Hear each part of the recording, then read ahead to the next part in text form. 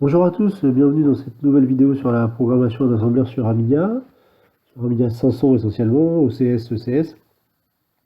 Alors là, je vais essayer de vous parler dans cette vidéo des CIA. C'est pas très facile, alors j'espère que je vais être clair. Juste avant, je voulais revenir sur la source précédente. J'ai complètement oublié dans la vidéo précédente, mais je voulais vous montrer le sinus en haute résolution. C'est plus sympa graphiquement, puis ça nous donne l'occasion de voir la haute résolution. Alors en haute résolution, je vous rappelle, hein, sur Amiga, la haute résolution, c'était uniquement la résolution horizontale. Donc on passait à 640 par 256 au lieu de 320 par 256. Donc du coup, on met notre largeur écran ici à 640. Du coup, le calcul de la largeur effective, c'est plus pareil, c'est haute LE, haute résolution, c'est égal à DDF start, stop, pardon, moins DDF start x 4, puisque du coup, Denise envoie 4 pixels par position raster, enfin, pas par position raster, mais oui, enfin si c'est ça, on voit 4 pixels à chaque position raster plutôt que 2. Donc divisé par 4, et on ajoute les 32 pixels de la fin plutôt que 16, parce que tout est multiplié par 2. Du coup, ici, la largeur effective, ça fera pareil, ça fera 640. Donc on change ici notre valeur de modulo, on met 640 à la place de 320. Et ensuite, alors on va changer dans le copper simplement, dans le copper, pour dire à l'Amiga qu'on est en haute résolution, il faut mettre le bit 15 à 1 dans BPL code 0. Donc on va ouvrir ici avec 8200 pour que le Denise sache qu'on est en haute résolution. Et en général, le DDF start, DDF stop, pour que ça soit centré sur un écran, ça commençait plutôt en, je crois que c'est en C, je sais plus, en 3C je crois, et ça finit sur D4. Il me semble que c'est comme ça pour que ce soit centré. Et il y a une dernière chose à faire, c'est que dans ma boucle principale, là, je compare ici à 320. J'aurais dû comparer à W, ça aurait fait un code plus dynamique. Et normalement, c'est tout. On va avoir notre sinus qui apparaît en haute résolution. J'espère. Voilà. Ça donne un côté peut-être plus sympa qu'en basse résolution, parce qu'on voit vraiment toute la courbe du sinus sur les Y. C'est compliqué parce que c'est assez mal documenté en fait dans la doc Amiga. Même le hardware de référence manuel, il passe un peu vite sur les CIA, je ne sais pas trop pourquoi. Soit c'était considéré comme des puces déjà connues à l'époque, c'est des puces 8 bits qui étaient utilisées, enfin une variante était utilisée dans le Commodore 64 par exemple. Ou alors, je sais pas, ils considéraient que c'était surtout pour les entrées-sorties au niveau hardware et que les programmeurs n'avaient pas forcément à programmer ça directement hard. Ils pouvaient passer par les bibliothèques d'instruction de l'Amiga. Bon, enfin, en tout cas, c'est pas hyper bien documenté. Et alors, les CIA, il y a surtout un gros souci, c'est la nomenclature. Enfin, moi, m'a perdu longtemps. Donc, je vous l'ai remise ici. Voilà, les CIA, c'est comme ça. Il y a deux CIA. Le CIA, on dit impair. Donc, le CIA A. Et c'est là le problème, c'est qu'ils l'ont appelé par une lettre, le CIA A. Et il y a le CIA pair, qui s'appelle le CIA B. Et donc, la première adresse du CIA A, c'est BFE001. Et la première adresse du CIA B, c'est BFD000. Mais comme les registres des CIA s'appellent eux aussi PRA, PRB, DDRA, DDRB, on se retrouve très vite à CIA, CRA, CRB, on se retrouve très vite avec des confusions avec les A et B, c'est-à-dire que l'adresse du premier, le premier registre du CIA, c'est donc le registre PRA, il va donc s'appeler PRA-A. Et quand c'est le registre dans le CIAB, c'est le PRA-B. Et ensuite, c'est le PRB-A, PRB-B. Il y a tellement de A et de B qu'on se perd. Donc on va essayer de pas trop utiliser cette nomenclature-là qui en fait est un peu source d'erreur, quoi. Et en fait, on va simplement, donc les CIA, on ajoute simplement pour chaque registre $100 à chaque fois. Vous voyez, donc le premier registre, le PRA, pour les deux CIA, il est situé en 000, donc le PRA du premier registre, du premier CIA, pardon, il est en BFE 001, le PRA du CIA B, il est en BFD 000. Le PRB du premier CIA, il est en BFE 101, et pour le CIA B, il est en 100. Ensuite, on ajoute $200 pour le DDRA, on ajoute $300 pour DDRB, etc. Et par exemple, le CIA ICR, enfin le ICR, le registre ICR du CIA A, on sera en BFE 001 plus D00, donc ça fera BFE D01. Et pour le CIA B, on sera en BF D000 plus D00, ça fera BFD D00. Ok? Alors ça, c'est assez compliqué la nomenclature au départ, alors que bon, c'est juste, en fait, on ajoute simplement 100 $100 pour chaque registre. Donc chaque registre est à 256 octets d'adresse du précédent. Et donc le nom des registres, c'est PRA, PRB, DDRA, DDRB, TALO, TAHI, TBLO, TBHI. Bon, on va pas tous les faire. Ce qu'on va faire, c'est regarder comment fonctionne le clavier, surtout sur Amiga. Donc, pour le clavier, on va utiliser surtout le SDR, là, ou le SP, c'est le registre série, de données série. Alors, celui du CIAB, il ne sert à rien dans l'Amiga, il n'est pas relié au port série. Hein. Celui-là, il est inutilisé sur l'Amiga. Donc, en fait, et dans le CIA, c'est celui qui est relié au clavier. Il s'appelle donc SP ou SDR. SDR pour Shift Data Register. Parce qu'en fait, comme c'est série, donc c'est un registre 8 bits. Tous les registres de CIA sont 8 bits. Hein, et pas 16 bits comme le reste de l'Amiga. Donc il y a 8 bits. J'en ai fait combien? 1, 2, 3, 4, 5, 6, 7, 8. Et donc à chaque fois qu'il va recevoir un bit dans ce registre, par exemple la première fois qu'il reçoit un bit, il va le mettre là, puis il va le shifter à gauche. Donc on se retrouve, et ensuite dès qu'il va recevoir un deuxième, par exemple 0, il va shifter celui-là à gauche et mettre 0. Et ensuite il shift encore, etc. C'est pour ça que ça s'appelle SDR, Shift Data Register, et à la fin on aura les 8 bits qui auraient été transmis séquentiellement, donc en série. C'est pour ça que c'est un port série, enfin un registre série, dans PFE C01. Donc on va surtout utiliser ce registre-là pour le clavier, donc le SDR du CIA, enfin le SP ou le registre série du CIA A. Donc l'adresse c'est BFE C01. Et on va utiliser également surtout le ICR là, du registre CIA A. Donc c'est le registre des interruptions du CIA, on va voir ça tout de suite. Et on utilisera aussi un peu CRA et peut-être les timers, le timer A surtout ici. Donc dans les autres registres, je ne vais pas trop les détailler. TB, TOD et TA, c'est des timers. Donc c'est très très utile pour tout, dès qu'on a besoin de timer quelque chose sur Amiga, d'avoir un temps, un tempo quoi. Les PR, bon ça c'est utilisé pas mal pour le lecteur de disquette, en particulier dans le CIAB. Bon, je ne vais pas tout détailler. On connaît déjà un peu le PRA, puisqu'on l'a utilisé ensemble pour la souris déjà. Donc là, voilà, là vous avez le détail, j'ai dû vous le mettre ici, voilà, de chaque registre pour chaque CIA. Donc par exemple, on a déjà utilisé BFE 001, donc le PRA pour le CIA A, en particulier en testant le bit 6 qui est l'appui ou non sur la souris, le bouton de la souris, le bouton gauche de la souris. Donc ce bit-là, vous vous rappelez, il est à 1 tant qu'on n'a pas appuyé sur la souris, et il passe à 0 quand on appuie sur le bouton de la souris. Et ça, les CIA, ils fonctionnent tout le temps comme ça, ils sont ce qu'on appelle low active. C'est-à-dire que quand les bits sont, quand il n'y a pas de message à envoyer, le bit est à 1, et quand le CIA reçoit un message ou quelque chose, il passe le bit à 0. Alors ça va être très important pour le clavier, ça. Donc, on va commencer par voir le registre SDR, là. ICR, pardon, le registre des interruptions du CIA. Donc c'est ce registre-là. Alors, ce registre, il fonctionne comme le DMA code ou Antenna. C'est-à-dire qu'il y a un bit là de masque qu'on met à 0 ou à 1 pour mettre les autres bits à 1 ou à 0. Donc par exemple, si je fais 1, 0, 0, 0, 0, 0, 0, 1, je vais activer les interruptions système pour le timer A. À chaque fois que le timer A aura envoyé une interruption que le CIA générera une interruption du timer A, il enverra une requête d'interruption au processeur central, au 68000.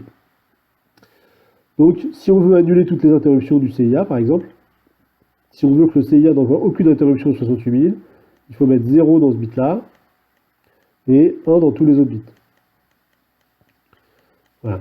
Donc c'est ce qu'on va faire tout de suite pour ne pas être embêté justement par les interruptions système.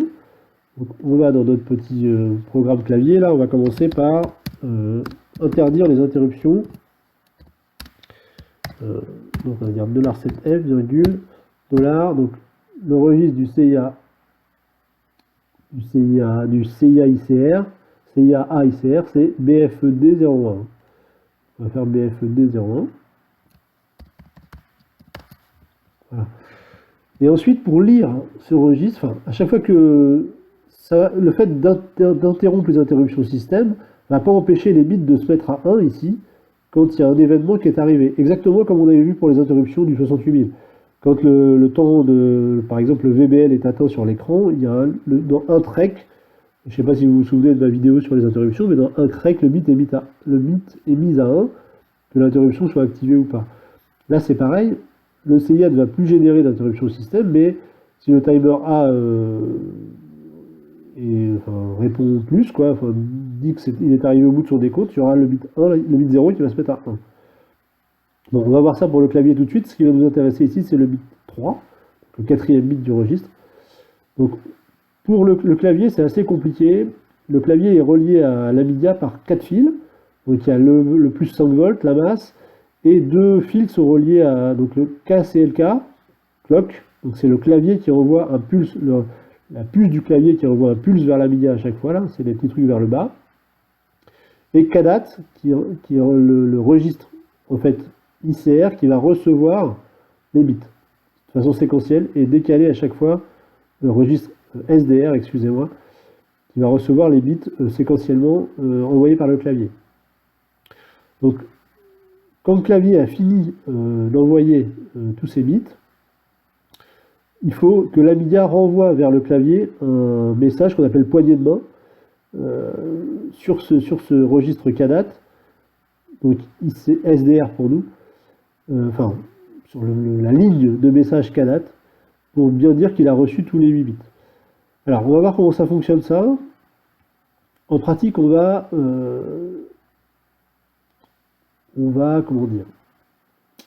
attendre que le registre ICR ait envoyé un bit pour dire qu'il a fini d'envoyer ses 8 bits. Hein, pour dire que les 8 bits sont bien arrivés sur le registre SDR. Donc pour ça, on va tester le bit donc 3 du registre ICR, donc c'est-à-dire BFED01. Et tant que ce bit ne sera pas à 1, on attend. On va faire un wait keyboard par exemple. Et tant que ce bit n'est pas à 1, on retourne à wait keyboard. Quand ce bit est à 1, ça veut dire qu'on a reçu quelque chose sur le registre SDR. Là, le clavier a envoyé son octet qui nous donne la valeur de la touche qui a été enfoncée. Donc on peut faire par exemple un move.b. Donc $BFE, il faut ce registre-là. Donc SDR BFEC01. $BFEC01, virgule D0 par exemple. Alors, premier problème, comme les CIA sont low actives, tous les bits 1 vont en fait être des bits 0. Donc tous les 1 vont être des 0 et tous les 0 vont être des 1. Donc, il faut commencer par faire un note.b de D0 pour avoir le code clavier, pour inverser les bits envoyés par le CIA. Le deuxième problème, c'est que le CIA envoie les bits comme c'est marqué là, c'est-à-dire il envoie le bit 6, 5, 4, 3, 2, 1, 0, puis le bit 7. Et en fait, le bit 7, c'est pas un bit du code clavier, c'est un bit pour dire si la touche est appuyée ou pas appuyée. Donc ici, vous avez les codes clavier, les codes du clavier, par exemple la touche Q, c'est $10. La touche Q sur un clavier QWERTY. Sur un clavier AZERTY, la touche A, ça sera $10 aussi. La valeur, c'est la position de la touche, c'est pas ce qui est écrit sur la touche. Donc $10, ça sera toujours cette touche-là. C'est pour ça que quand nous, les Français, ont joué sur des jeux anglais ou américains, ben, quand ils nous aidaient d'appuyer sur la touche A, il fallait en fait appuyer sur la touche Q. Donc si on veut tester la touche A, par exemple, il faudra écrire, enfin la touche Q ou A en fonction de votre clavier, il faudra tester $10. Mais donc, comme c'est envoyé de cette façon-là, 6, 5, 4, 3, 2, 1, 0, 7, et que le bit 7 ne fait pas partie du code clavier, Donc il n'y a en fait que 127 possibilités de code clavier. Il va falloir décaler de 1 les bits vers la droite. Donc, pour avoir le vrai code clavier, il va falloir faire un lsr.b 1,d0. Et là, on aura vraiment le bon code clavier. Alors, il faut aussi qu'on fasse la poignée de main, là, comme je vous ai dit, une fois qu'on a reçu le message du clavier. Donc il faut qu'on envoie sur KDAT un signal pendant un certain temps. Alors pour faire ça, il faut se servir d'un autre registre du CIA, qui est le CRA-A, c'est-à-dire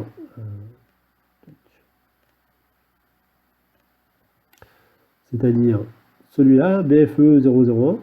Et là, dans ce registre, tous les bits ont une signification.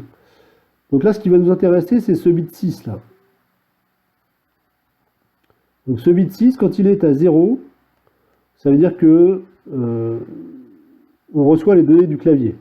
Et quand il est à 1, ça veut dire qu'on envoie sur KDAT un message. On envoie sans arrêt un message, un 0 en l'occurrence, pour dire au clavier qu'on a bien reçu le truc. Donc il va falloir qu'on mette ce bit à 1 pendant un certain temps. Alors pour que ça soit compatible avec tous les claviers Amiga, il fallait que ce temps, ça soit au moins 85 microsecondes. Alors donc on va déjà mettre ce bit à 1 là. Donc on va appeler ça handshake. Et on va mettre le bit à 1 dans BFEE 001. Alors, BFEE 001. Il va falloir attendre au moins 85 millisecondes. Donc pour ça, en général, on peut utiliser... Alors, ce qu'il ne faut surtout pas faire, ce qu'on est tenté de faire, c'est de mettre une valeur dans D7, par exemple $FFF, puis ensuite de faire une boucle et de faire dbf D7, loop. Alors ça, c'est pas bon parce que ça va dépendre de l'Amiga. Plus vous allez avoir un Amiga puissant, plus cette boucle elle va prendre peu de temps et plus on risque de ne pas faire vraiment la bonne poignée de main, quoi. Donc il ne faut pas faire comme ça. Il faut utiliser par exemple, alors, une première solution, c'est d'utiliser le registre de position du raster. En sachant que le raster, pour faire une ligne complète d'écran, ça lui prend 64 microsecondes, si je me rappelle bien. Donc si on fait deux largeurs d'écran, normalement on devrait avoir attendu au moins 85 microsecondes. Donc pour faire ça, par exemple, on va faire ça simplement. Hein. Wait 1, on va mettre par exemple, on va mettre move.b. Alors je vous ai remis le registre de position du raster ici, pas loin, voilà. On va mettre simplement l'octet ici, de position verticale, sans s'occuper du bit 8 là, dans D1 par exemple. On va mettre l'octet et on va le comparer avec lui-même jusqu'à ce qu'il ait changé de valeur. Donc on va comparer VHPOS, le bit qui est en $00 DFF 0006. Donc on va comparer $DFF 006, on va le mettre en D1. Et ensuite, on va comparer D1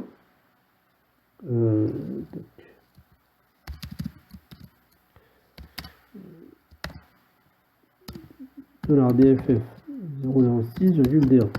Excusez-moi, j'ai pas mis le weight au bon endroit. Voilà. Et tant que ces deux valeurs seront égales, ça veut dire qu'on est sur la même ligne d'écran. Donc on retourne à weight 1. Et quand c'est fini, ça veut dire qu'on a passé une ligne d'écran. C'est-à-dire que le registre DFF 006 a changé de valeur. Alors que D1, lui, n'a pas changé de valeur, il avait pris la valeur de la ligne précédente. Donc pour faire deux lignes, ben on fait tout simplement ça deux fois. Hein. Hop.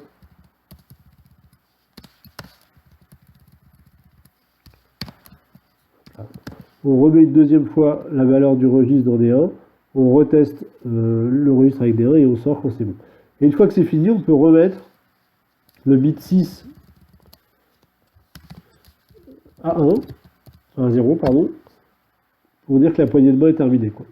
Virer le bit 6 là, voilà, de BFE 001, donc du registre CRA, de ce registre là, ici. On remet le bit 6 ici sur input pour que le clavier puisse renvoyer une deuxième valeur. Voilà. Et ensuite, donc on a fini.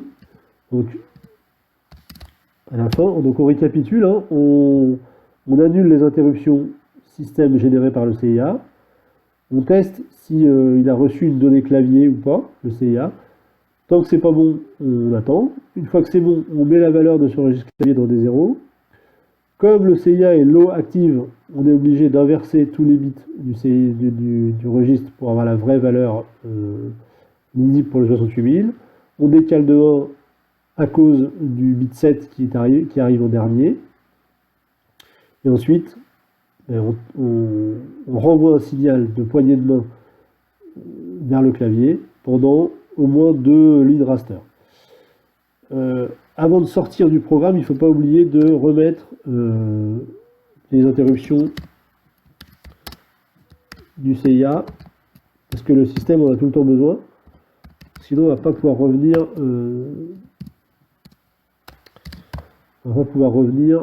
Dans le système. Je vais sauver ça parce que j'ai sûrement fait des erreurs. On tente 2 par exemple.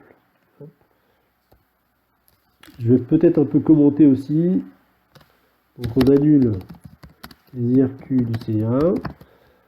On teste. Hop là. Test SP ou SDR.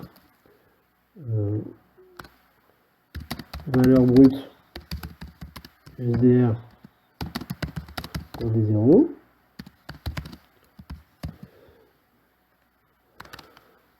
Conversion car CIA low active. Et décalage de 1 à cause du bit 7. Cause du bit 7 transmis au dernier.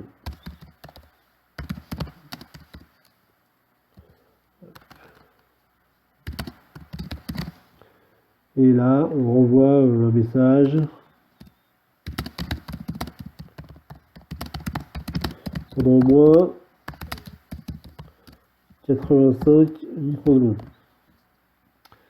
Voilà, et là on réactive les interruptions CIA.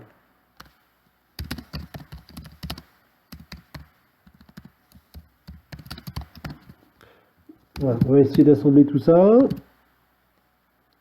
Ça commence bien. Qu'est-ce que j'ai fait? N'importe quoi. Hop. Voilà, j'espère que si on lance. Voilà, donc on a dans D0, on a le code clavier. Alors, je ne sais pas pourquoi D0. Ah, j'ai dû faire une bêtise. Puisque il ne veut pas me redonner la main.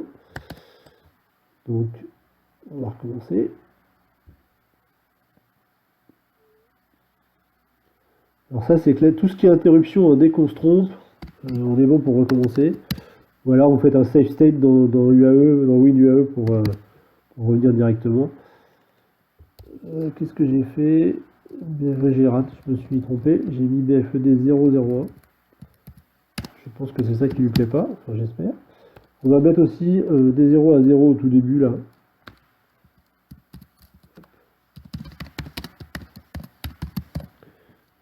Voilà. Et du coup, dans des 0, là, j'ai 44. Et 44, $44. C'est le code clavier pour la touche entrée. Donc c'est bon, ça a l'air de coller. Alors maintenant, on va tester la touche plutôt que de sortir directement. On va tester la touche qui est appuyée. Donc on va comparer, point B, une valeur avec des zéros.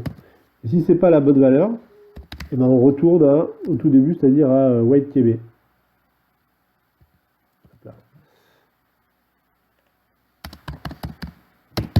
Donc, hop. Alors, je vais mettre une valeur. Par exemple, alors, là on choisit la touche qu'on veut. Par exemple, je sais pas, la touche, j'en sais rien, moi, $10 comme on avait dit, le A. Voilà, et pour sortir, il va falloir qu'on appuie sur A. Là, ça fait rien. Et si j'appuie sur A, ça ne fait rien non plus. J'ai dû me tromper quelque part.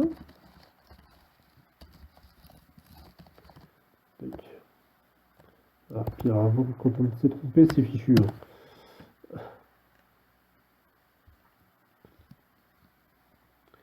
Heureusement, ça charge assez vite. Vite.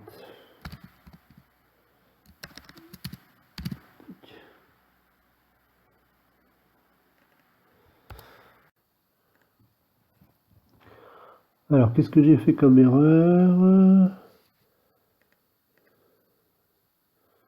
Eh ben, la même chose que tout de suite, en fait, je me suis trompé dans ces trucs-là. J'ai mis 0,01 au lieu de 0,1. Ça devrait être mieux. Donc, on va comparer avec $, on avait dit 10. Et du coup, il sort bien quand j'appuie sur A, c'est bon. Donc, l'erreur que je viens de faire là, c'est compliqué avec toutes ces adresses de CIA là. On peut mettre des constantes, on va inclure le fichier constante.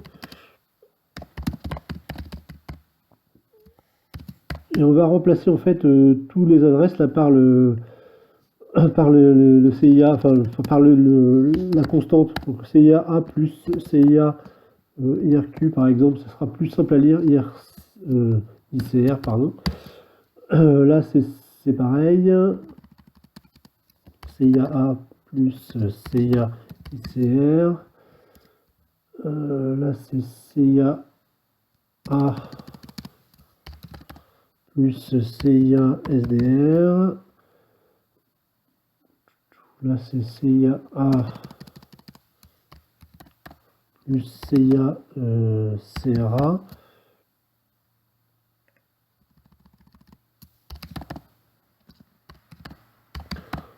Ça rend le truc plus lisible quand même. C'est CIA A plus CIA ICR.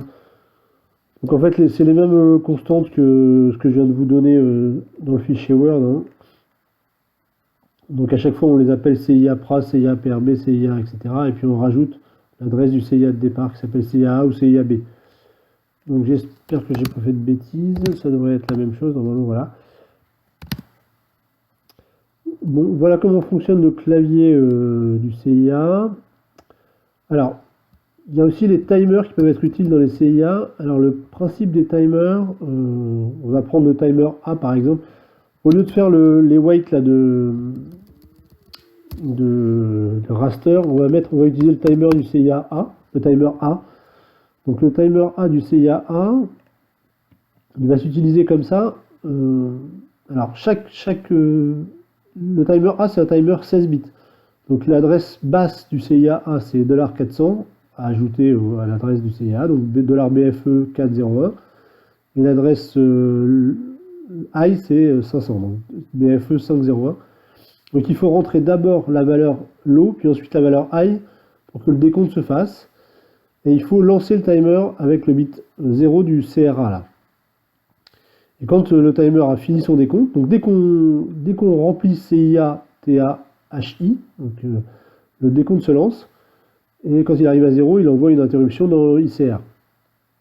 Alors, un décompte du timer A dure à peu près en PAL 1,41 microsecondes, je crois. Je ne suis plus très sûr, je crois que c'est ça. Donc du coup, on va dire qu'il nous faut... on va attendre 85 décomptes, c'est pas grave, même si ce sera un peu trop long, du CIA 1. Donc du coup, on va mettre ça comme ça. Il faut d'abord qu'on mette le bit, donc je vous ai dit, hein, le bit start ici, du timer A à 1 dans le CRA. Donc on va mettre le bit 0 du CIA A plus CIA CRA à 1. Ensuite, on va mettre le timer, donc ce qu'on veut c'est on veut 85 microsecondes. Voilà. Donc ça fait à peu près $55.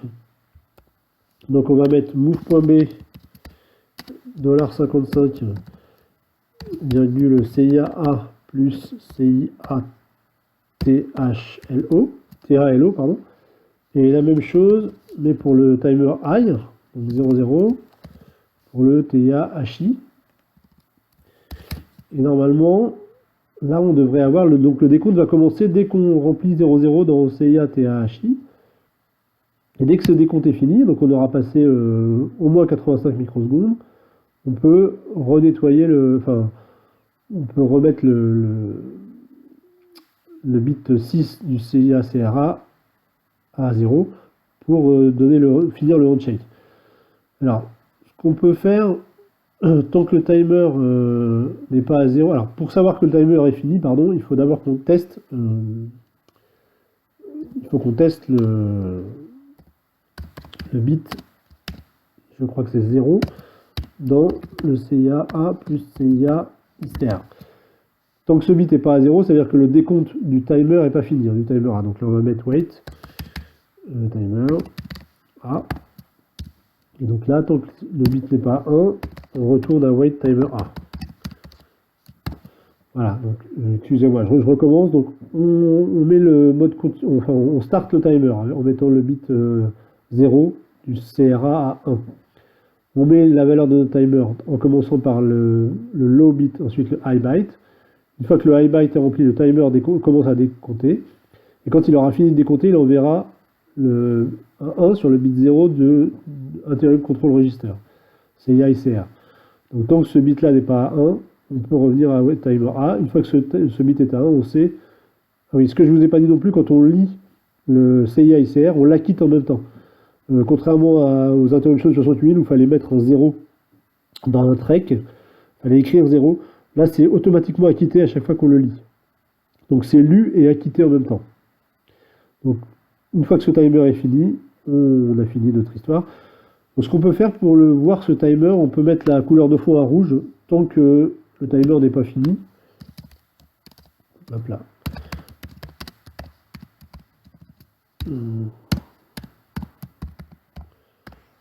Alors, on va mettre la couleur de fond à rouge.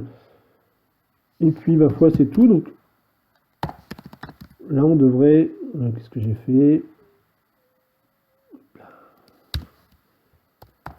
Ça va faire la même chose, mais voilà. À chaque fois que j'appuie sur une touche, vous voyez, il y a un handshake qui a lieu, puisque la couleur est rouge, mais comme c'est pas la bonne touche, comme c'est pas A, on ne sort pas du programme. Et quand j'appuie sur A, on sort. Voilà. Écoutez, je crois que pour le CIA, c'est tout. Je vais sauver ça comme tuto 31 bis, du coup. Je sais pas pourquoi mon ordinateur ralentit, là. Je sais pas ce qui se passe. Oh. J'ai un souci. Bon, j'espère que je vais quand même pouvoir réussir à sauver. Hop. Voilà. Et puis je mets tout ça sur le Google Drive et je vous dis à la prochaine. Merci d'avoir regardé cette vidéo. À bientôt.